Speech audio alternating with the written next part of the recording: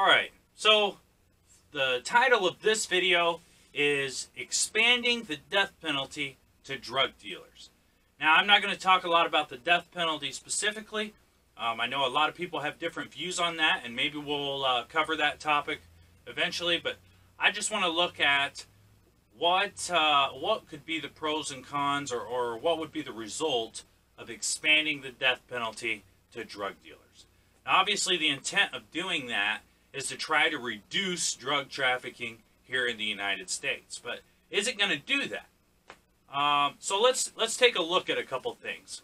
For one, the majority of the drugs coming into the United States are brought here by drug runners and cartel members.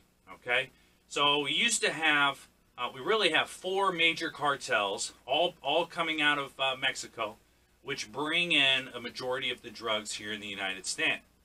So we have the Sinaloa drug cartel, the Tejuma cartel, the Juarez cartel, and then the Gulf cartel.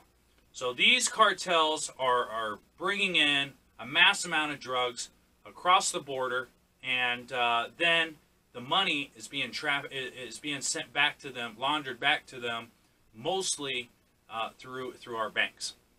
So, what does it take to be a member of a cartel, though? Things that you have to look at for that is the initiation process. Most of them are having to kill somebody. Some of them even require them to kill and eat the actual flesh or body from somebody. Cannibalism, you know. So it's a pretty notorious group that by the time they're involved in some of these practices, they've done a lot of things to get there. And so you've got to understand those are the kinds of people that we're dealing with. Now, is the death penalty going to deter them from bringing those drugs in? I don't think so. Personally, I don't think that the death penalty is going to scare these guys. And the primary purpose of the death penalty is to deter future crime, not just as a severe punishment. So while the death penalty might kill or put down some of these hardened criminals, I don't think that it's going to deter crime going forward. And so I don't think for that purpose that it would work. Now, if you look at when the war on terrorism really stepped off, we saw all kinds of new information being required to open your bank account. We saw the CIA and FBI really monitoring the banking industry. And also, you had a lot of sanctions being placed on banks, foreign banks, and stuff like that through the Treasury Department. And that actually seemed to work with the war on terrorism. So I think that our bankers, because the cartels, if it's not profitable to bring money in here, then they're going to stop doing it. And so if we're able to hit them where it hurts, which is that money, I think that could actually deter and hit these drug cartels.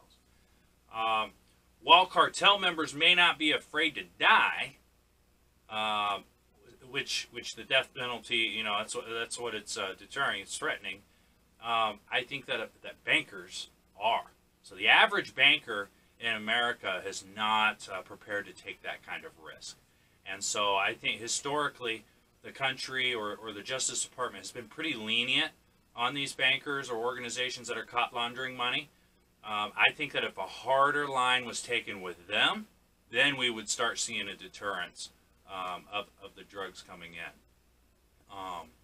While the merits of the death penalty, again, they can be examined but at a later date, but that's not what we're really debating here.